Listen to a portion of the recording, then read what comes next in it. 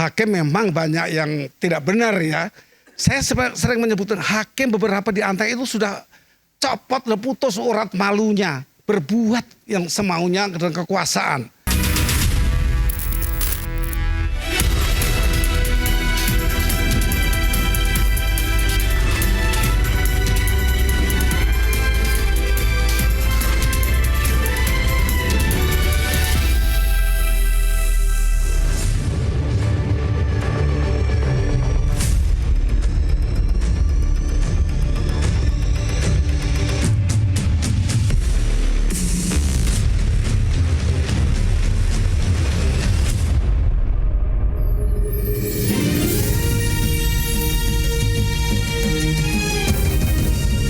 Disiarkan langsung dari studio MNC Conference Hall Ainus Tower, Jakarta. Inilah Rakyat Bersuara bersama Aiman Wicaksono.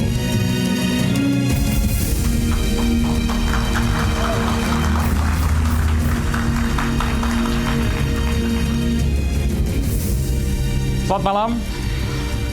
Sebuah kenyataan pahit. Mahkamah Agung, tempat suci di mana keadilan sepatutnya ditegakkan kembali, tercoreng oleh maklar perkara. Vonis bebas Ronald Tanur menjadi pintu masuk penemuan uang haram 1 triliun rupiah di rumah tersangka maklar kasus Zaro Frikar. Ia seorang mantan pejabat Mahkamah Agung yang aktif atur-mengatur perkara selama 12 tahun. Benarkah ia hanya bagian dari jaringan mafia kasus besar, dan siapa saja yang terlibat? Kita bahas tuntas, mendalam, dan kita kupas di Rakyat Bersuara. Saya Aiman Wicaksono, inilah Rakyat Bersuara.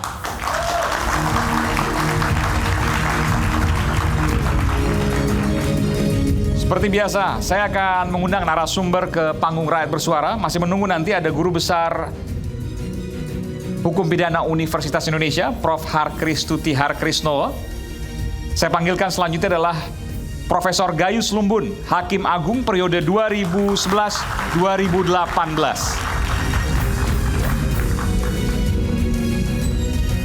Iya, selamat malam Prof. Singkat saja pertanyaan saya Prof. Di sebelah sini Prof. Prof. Gayus kaget terkejut dengan Zaro Frikar 1 triliun rupiah. Jumlahnya cukup besar. Oke. Tapi kalau saya perhatikan langkah-langkah yang perlu diikuti selanjutnya, ini bukan hal sepele. Bukan hal sepele. Ini hal baru bukan? Tidak baru. Tidak baru? Tidak baru. Nanti kita akan kupas soal itu. Terima kasih Prof. Silakan Prof. Iya. Selanjutnya, Kepala Badan Reserse dan Kriminal Polri 2008-2009, Pak Susno Duaji. Selamat malam, Jenderal. Selamat malam. Pak Susno, sehat selalu Pak Susno. Selamat malam. Iya. Selamat malam. 1 triliun rupiah ini sejarah ya. Bahkan nggak pernah seingat saya jaksa nangkep hakim, betul ya? Ini prestasi, wajib kita hormati jaksa Indonesia yang nangkep ini. Hebat. Tapi sepi-sepi aja nih Prof, karena kita nggak dengar lagi ada hal-hal yang terkait dengan ini, pembenahan dan lain sebagainya. Pak Susno. Ya, yang dibenahi yang mana? Yang membenahi siapa? Bukan soal jaksa nih ya, ke Mahkamah Agung ya. Atau yang lain lagi misalnya. Ya. Kalau Pak Gayus masih di sana, saya yakin bisa berbenah. Tapi Pak Gayus nggak di sana kok. Tadi Pak Gayus katakan kaget dengan 1 miliar. Kalau saya nggak kaget, itu kurang besar. 1 triliun. 1 triliun. 1 triliun. 1000 miliar, luar biasa. Iya, 1000 miliar itu hanya berapa perkara? Hanya berapa perkara? Yang ketemu, yang nggak ketemu. Luar biasa. Nanti kita bongkar soal itu ya. Pak Susno. Oke. Silakan Pak Susno. Baik. Dan ini yang kemarin juga meminta untuk bersuara yang sangat kritis terhadap Mahkamah Agung, Bung Refli Harun, pakar hukum tata negara. Bung Refli. Meskipun saya masih belum setuju juga dengan Bung Refli. Silakan Bung Refli. Ya, gimana? Jadi, masih pada pendapat membekukan Mahkamah Agung itu menurut saya terlalu lebay lah. Lebay gimana? Kurang keras kata Pak Susno. Enggak kan, ini kan Kita oknum akan 1, 2, mungkin 10, saya nggak tahu ya. Tapi yang 1. tambah lagi hakim 3. Ya, sekarang 1 triliun. Kalau kita bicara ini markusnya dari 1 pintu. Lalu kapitalisasinya berapa? Siapa saja yang terlibat? Kan nggak mungkin yang terlibat tukang sapu, ya kan? Yang terlibat pasti pemutus, benar nggak? Yang terlibat Benar nggak? Oke, nanti kita lihat. Baik, terima kasih. Pak Refli, silakan. Selanjutnya, kami hadirkan Pak Mukti Fajar Nur Dewata, juru bicara Komisi Yudisial yang juga merupakan komisioner Komisi Yudisial. Selamat malam Pak Komisioner. Hari ini kami juga nanti mengundang Pak Yanto ya, juru bicara EMA, tapi nanti kita akan lihat keberadaannya. Karena saya mendengar bahwa ada Ketua Hakim PN Surabaya yang saat ini tengah ditangkap Kejaksaan Agung, betul? Ini luar biasa loh, ini informasi terbaru. Diamankan. Diamankan. Ketua Hakim Pengadilan Negeri Surabaya ya. Ya. Beri dulu boleh. KAY sudah menerima informasi juga soal itu. Ini informasi terbaru. Ya, karena pemirsa. memang kondisinya sekarang lagi sakit, stroke. Ya. Oh, yang bersangkutan stroke? Iya, dan istrinya meninggal dunia kemarin. Baru Ini meninggal, dikedukakan. baru kedukaan. Nah, Dan yang bersangkutan stroke. Iya. Jadi, Sakit. Jadi istilahnya tadi diamankan. oh tapi memang ada, artinya kalau seandainya saya mendapat informasi bahwa ini ditangkap gitu ya, itu bahasanya ya. Artinya sudah ditetapkan tersangka, belum ada kabar soal itu. Belum ada kabar soal itu. Tapi bahwa ada masalah, iya. Sepertinya ya. Baik. Ini informasi yang terbaru memang pemirsa. Baik, nanti kita akan coba, mudah-mudahan Pak Yanto juga jubir Mahkamah Agung juga bisa bergabung bersama kami. Dan selanjutnya kita akan panggilkan juga Prof. Andi Asrun, pakar hukum tata negara. Prof. Andi. Oke. Prof. Andi, selamat malam Prof. Prof, saya ingin singkat saja apa yang bisa Prof sampaikan terkait dengan fenomena yang terjadi ini. Ini sesuatu yang kayak gunung es gitu. Gunung es. Ketangkep di atas, tapi di bawahnya masih banyak lagi. Kira-kira begitu. Dari mana tahunya? Kan belum ada bukti. Lah ini kan baru 1 orang. Oke. Kalau perkara itu tidak menyangkut 1 orang, perkara itu menyangkut banyak orang. Seperti Pak Refli bilang, mungkin tukang sapu ikut menerima duit barangkali. Tapi pertanyaannya gini. Tapi tumben Prof. Asrun sepakat sama saya hari ini. Karena bukan politik. Bukan politik. Ini hukum, bicara hukum ya. Kalau hukum nuraninya sama. Tapi saya tanya satu, ya. Zarof Rikar ini dugaan ya Mas ya. Ini dia menjamin kemenangan atau menjamin kemenangan di pengadilan misalnya, atau hanya titipan seperti yang disampaikan oleh Pak Mahfud? Itu yang harus diselidiki. Kalau menjamin artinya sudah ada transaksi. Oke. Ya. Kalau titipan menjamin ya sudah ada transaksi. Tapi kalau dia memenangkan, dia bukan pihak dalam perkara itu. Jadi Betul. dia adalah, ini namanya juga maklar kan, bisnis maklar. bukan. Kalau Pak Mahfud kan bilang tadi begini. Ini uang titipan kalau misalnya pemutus atau apa disebut hakim lah gitu ya, Ya. oknum ya. Ya. Kalau dia mau korupsi, dia nggak akan mungkin terima sendiri. Dia perlu ada 1 orang yang jadi perantara. Nah, mungkinkah itu Zarof Rikar?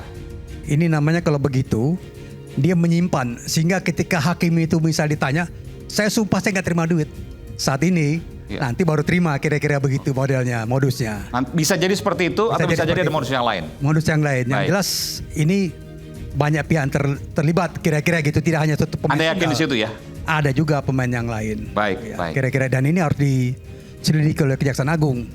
Ya, Dan kira-kira apresiasi gitu. terhadap Kejaksaan Agung Karena saya pernah pertama kali. riset ya untuk ICW dulu soal praktek korupsi di Kejaksaan Agung dan di Mahkamah Agung. Tidak tunggal, pemain tidak pernah tunggal.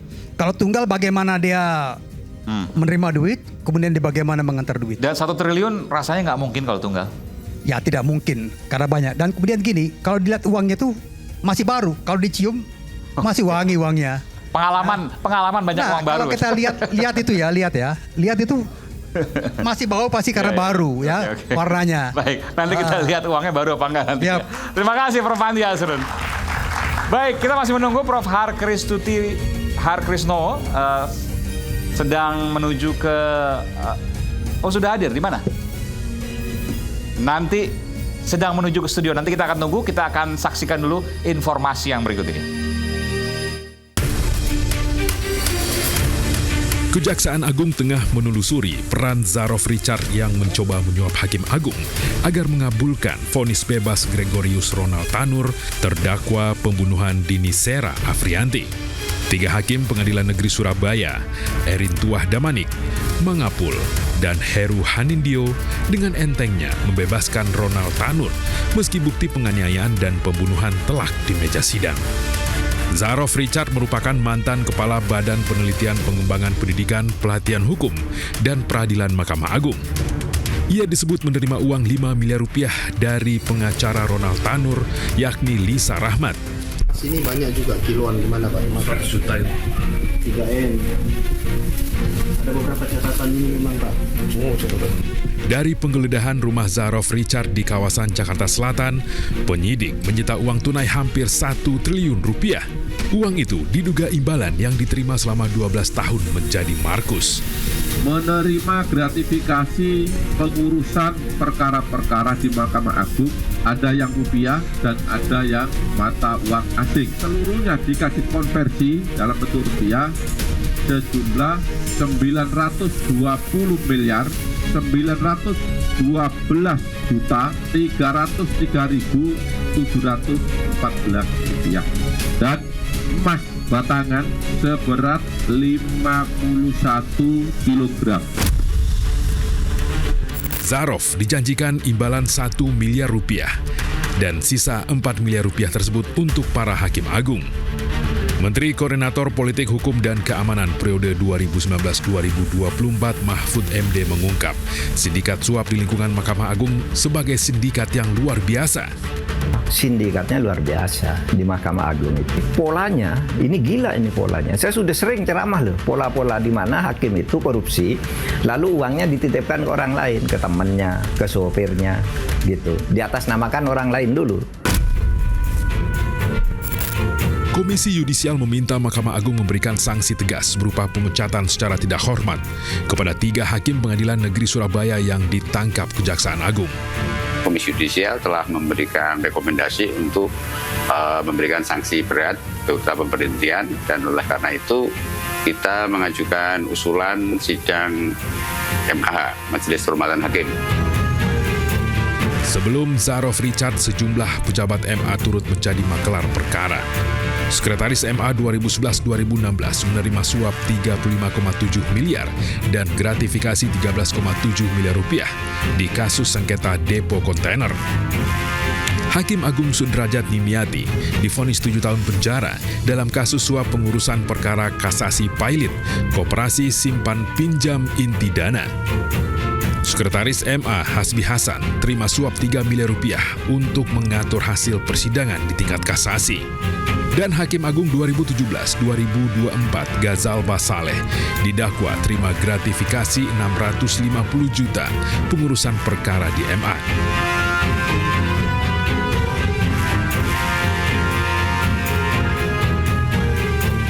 Terkuaknya praktik jual beli perkara Zarof Richard diharapkan menjadi momentum membongkar kasus mafia peradilan.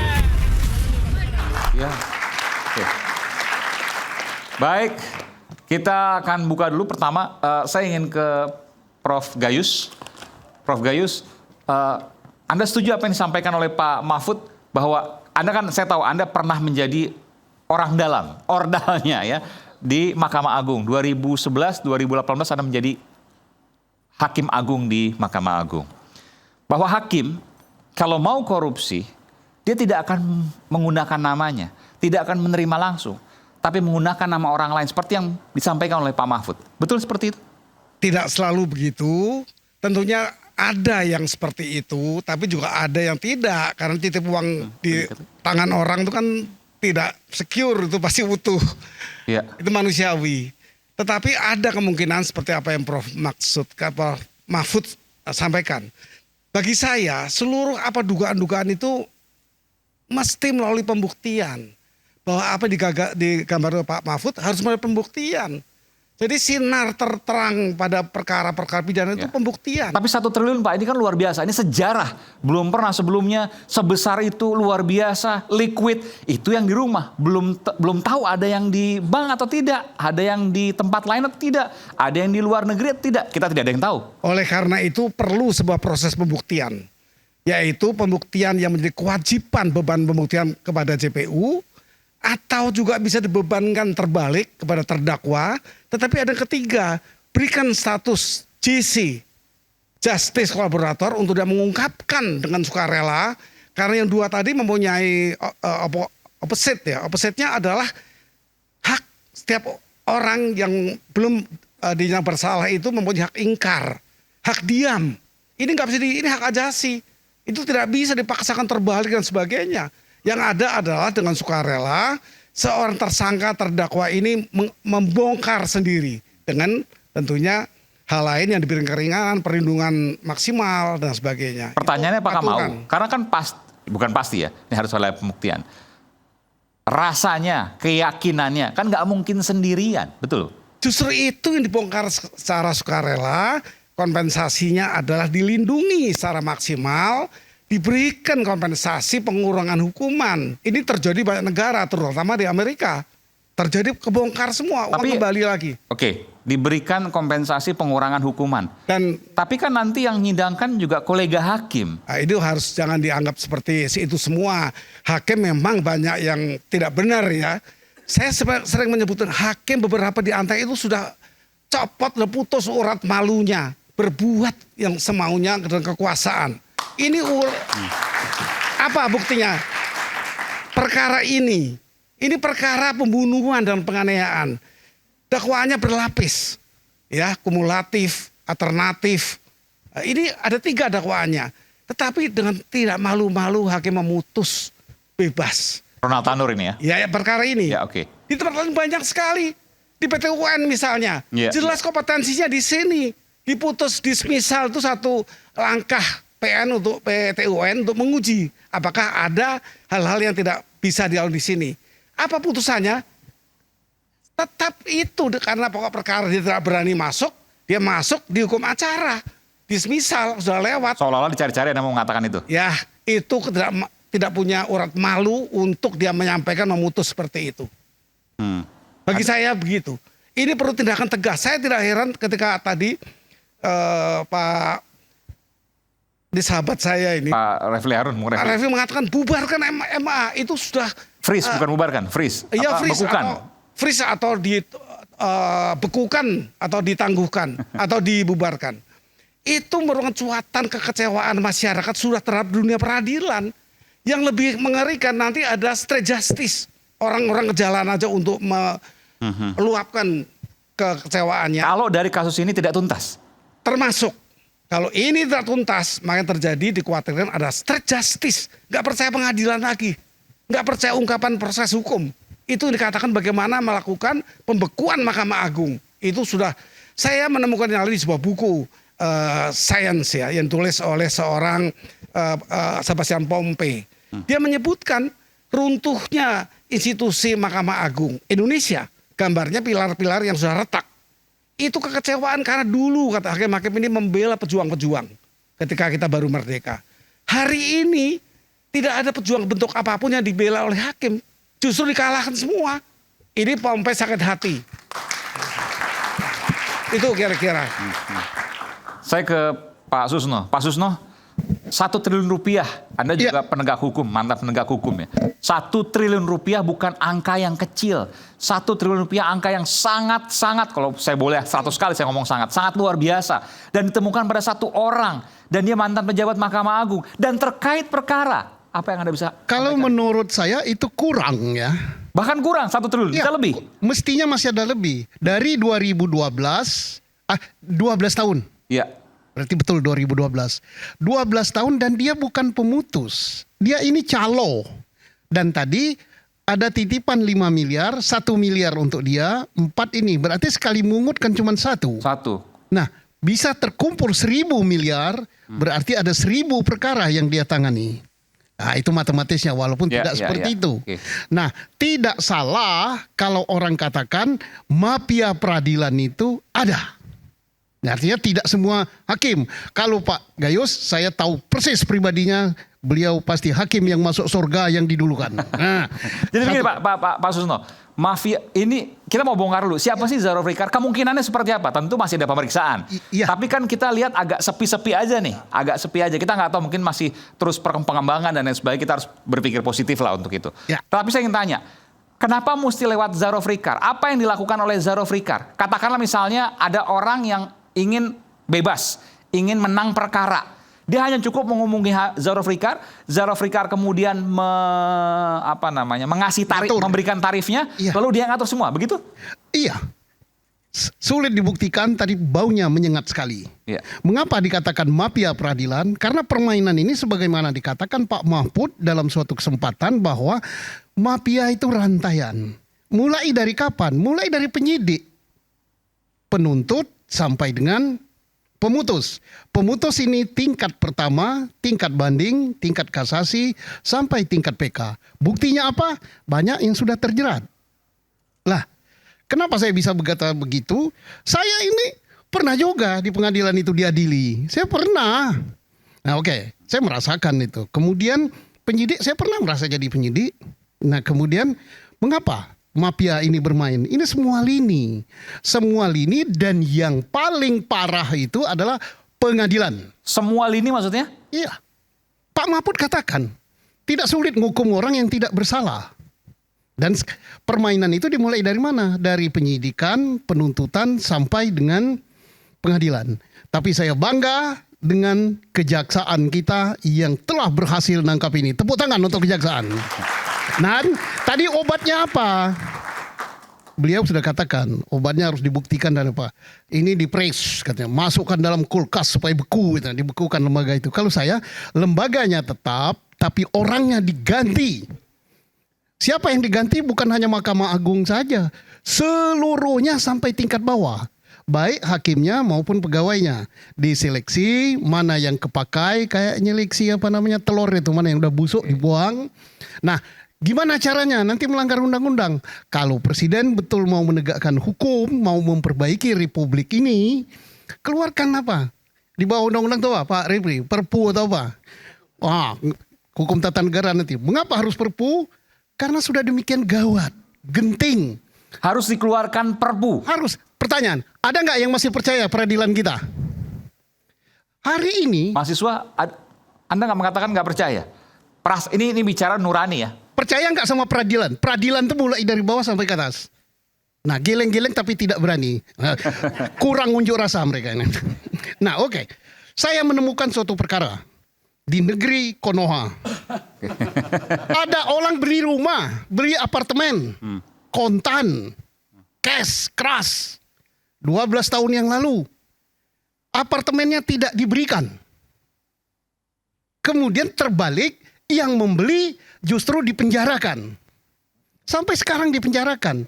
Dan sampai sekarang diadili di suatu pengadilan di negeri Konoha. Siang malam diadili sampai pingsan jatuh. Perempuan. Dan perempuan ini baru pulang dari luar negeri. Ditangkap di bandara dengan jilbabnya diborgol. Untung bukan di Indonesia, di Konoha. Ya, ini terjadi. Di Indonesia? Di Indonesia. Apartemen tidak diberikan. Kemudian urusan perdata dia menang gugat si pembeli ini. Sampai ke Mahkamah Agung, sampai PK menang. Kemudian oleh si pengembang dia dipidanakan. Karena? Karena katanya ada alat bukti yang dimasukkan untuk PK itu sudah dipakai sebelumnya dan dia dikatakan sumpah palsu. Padahal tidak pernah bersumpah, boro-boro sumpah, janji pun tidak. Jadi buktinya itu yang menang tadi dianggap sebagai sebuah kejahatan. Iya, padahal bukti itu tidak pernah dipakai. Apa buktinya tidak pernah dipakai? Alat bukti yang berupa nupum yang diperkarakan tadi tidak pernah dipakai karena dalam pertimbangan putusan pengadilan alat bukti itu tidak ada. Dan hari ini kami juga hadirkan juga putrinya yang namanya Alia Hiroko. Nanti kita akan bicara soal itu. Ada. Alia ya. Sorry, saya tidak tahu kalau ada. Iya. Saya pikir tadi Konoha. Karena satu Nanti- lagi Pak. nanti Satu saya lagi, akan- saya tambah 1 menit aja. Oke. Persoalan awal, kenapa pengembang tidak memberikan? Katanya ini si pembeli menikah dengan orang asing. Sehingga tidak diberikan apartemennya. Padahal di Indonesia ini boro-boro menikah, orang asing pun boleh beli. Tapi untunglah tidak terjadi di Indonesia. Ini salah satu contoh, bukan ini karena tentu kasusnya terlalu personal gitu. Tapi nggak apa, ini sebagai contoh Contoh. bahwa kita akan bahas juga soal itu. Nah, kenapa saya contoh ini? Tadi kan bicaranya mafia peradilan. Ya. Ini sudah disusun mulai dari penyidikan sampai level kejaksaan sampai level pengadilan, yaitu sekarang proses peradilan. Kenapa harus ditahan? Bukankah ini perempuan? Bukankah melanggar HAM? Bukankah apa-apa? Tapi terjadi. Oke. Sedih nggak? Oke, baik, nanti kita akan coba dalami juga soal itu sebagai contoh juga dari kasus Zaro Frikar. Tapi saya ingin panggilkan dulu guru besar dari Hukum Pidana Universitas Indonesia, Profesor Harkristuti Harkrisnowo. Luar biasa. Selamat malam, Prof. Terima kasih. Terima kasih, Prof, hadir di Rakyat Bersuara. Terima Iya. kasih. Salaman dulu dong. Salaman, Prof. Ini Halo Pak Gayus. maestro hukum pidana Indonesia ini, gurunya semua, gurunya hakim, gurunya jaksa, gurunya Tapi bukan polisi. gurunya koruptor ya. Luar biasa. Prof, saya ingin tanya Prof sebelum saya break. Profesor kaget nggak lihat kasus ini? 1 triliun rupiah itu di rumah. Saya nggak tahu, mungkin ada yang lain juga. Sangat kaget ya, karena mendengar 1 triliun aja nggak pernah tahu saya, kecuali ada di APBN. Jadi bahwa ada seseorang yang bukan hakim, yang pernah menjadi pejabat MA, kemudian di rumahnya ada 1 triliun plus berapa batang emas? 51 kilogram. 51 kilogram emas. Buat kami, apalagi dosen-dosen ya, itu sungguh sangat mengagetkan. Karena pertama, kami tidak percaya bahwa itu hanya 1 kali terjadi. Kami juga, saya nggak percaya bahwa itu hanya terjadi dalam waktu 12 tahun. Saya kira ini mungkin terjadi dalam waktu dekat. Apakah Anda kalau punya uang sebanyak itu taruh di rumah semuanya? Kan impossible. Nggak mungkin. Ya? Kalau uangnya uang halal nggak mungkin. Jadi padahal beberapa waktu yang lalu kita baru melihat sejumlah hakim nangis-nangis di DPR karena minta gaji naik dan dikabulkan Pak Prabowo kan. Jadi itu sangat ironis, dan buat saya dengan ada 1 triliun ini mau dinaikin gajinya 80%, itu sangatlah mengagetkan semuanya. Karena dosen-dosen itu nggak pernah nangis-nangis walaupun gajinya kecil. Prof, tapi saya ingin tanya begini, Prof. Prof kan, saya kalau ketemu penegak hukum ya, polisi, jaksa, hakim, oh Prof Harkristuti itu dosen saya. Prof Harkristuti itu guru saya. Tapi Prof melihat seperti ini, saya nggak bilang semua ya, mungkin ini sebagian kecil, mungkin sebagian agak besar gitu ya, lebih dari kecil ya. Apa sih yang ada di benak Prof? Sebagai maestro, saya harus katakan karena Profesor Harkristuti Harkrisnowo di hukum pidana luar biasa. Bagi saya tahu Prof dari saya SMA sekitar 30 tahun yang lalu gitu ya. Apa yang ada di benak Prof melihat kondisi hukum di Indonesia saat ini? Ada perubahan atau jalan di tempat? Saya kira nggak jalan di tempat, mundur ya. Bahkan mundur? Jalan mundur, ya. Menurut saya ya. Mengapa? Karena sekarang nampaknya makin, menurut catatan saya, makin banyak terjadi transaksi tentu saja ilegal yang berkaitan dengan hukum. Ya, berkaitan umumnya tadi dengan temannya Pak Gayus, bekas temannya Pak Gayus. Hakim-hakim kan temannya juga ya, dan kemudian dengan para penegak hukum. Dan ini sangat menyakiti hati saya. Saya itu guru. Dan saya baru mendapat informasi misalnya kemarin dari seorang mahasiswa saya bahwa ternyata Sambo dan Teddy Minasa itu pernah jadi murid saya juga. Wah, Ferdi Sambo Ya, dan Teddy Minahasa. Iya. Pernah jadi murid Prof. Hartris. Kaget ya, PTIK angkatan 38 kalau Iya, nggak iya, salah. iya. Terus yang ditanyakan, apa yang Ibu ajarkan waktu itu Aha. gitu ya. Apa yang Ibu jawab tuh, Bu? Iya, saya nggak bisa jawab apa-apa. Yang terang saya pasti tidak akan mengajarkan hal semacam itu. Karena buat saya untuk menjadi seorang aparatur penegak hukum itu yang pertama diperlukan adalah dedikasinya pada hukum, ya. Dan kemudian juga kalau jadi APH, Pak Susno Duaji tahu banget gajinya APH dikit apa banyak, Pak? Sangat sedikit. Sangat sedikit. Sangat sedikit, Bu. Sangat sedikit. Berapa Pak Susno? Boleh tahu nggak Pak Susno? Pangsionan bintang 6, kiri di 3, kanan di 3. Bintang 3 Pak Susno ya? Enggak, di kanan Oh, iya, kanan 3, tiga, 6 kanan lah. tiga, iya. 6 itu hanya 4.750.000. Oke. Waktu menjabat Pak jadi Kabar Reskrim. Tunjangan juga disebutin dong, Pak, jangan gaji doang, tunjangan Pak. ditambah gaji itu 10 juta di bawah. Tunjangan ditambah gaji? Iya. Itu bersih? Iya. Nggak ada tambahan lain lagi? Ya tambahan lain lah yang nggak sah yang kata Ibu tadi. Bukan yang legal, maksudnya yang apa namanya, yang sah lah. Yang legal kalau saya ikut Bu Harkristuti Harkrisno, tim pembuat undang-undang, saya ada 30-an undang-undang sama beliau, termasuk undang-undang KPK, undang-undang peradilan anak, undang-undang Iya, iya. itu, ikut beliau. Itu ada honor juga. Sah honor itu, rangkap 7 kwitansinya Bu. Oke. Duitnya di Dan itu lumayan. lumayan. Tapi kalau mengandalkan hanya dari gaji dan tunjangan sebagai penegak hukum, nggak bisa hidup. Dulu, kalau sekarang mungkin Beda ya? sudah nangis-nangis ke presiden mungkin dinaikin juga. Sekarang ada insentif ya, ada insentif apa? Insentif tambahan lagi. Tadi Ini di kepolisian maksudnya Ya. Pak Susno ya? Oke. Sedikit tambahan. Ya. Nggak tahu ini benar apa enggak. Saya ini sarjana hukum juga. Kemarin saya kasih kuliah umum di Palembang. Ya. Tentang ini juga. Ada yang bilang bubarkan Mahkamah Agung. Ada yang bilang bekukan, masukkan ke lemari es. Termasuk polisi juga. Ada yang bilang resepnya satu. Bubarkan Fakultas Hukum. Wah, ngamuk saya. Kenapa? Karena semua yang begitu bukan alumni Fakultas Tata Boga. Tata Hukum, Fakultas Hukum semua. Saya paling depan ngamuk. Saya bilang enggak, itu bukan ini. Salah pelajarannya itu. Oke, terima kasih. Oke, Biar nggak baik. terganggu. Nanti kita akan lanjut lagi, Prof. Har, Pak Susno dan Bapak Ibu semua. Termasuk juga saya akan ke Alia Hiroko. Kita akan kembali saat lagi, tetaplah bersama kami di Rakyat Bersuara.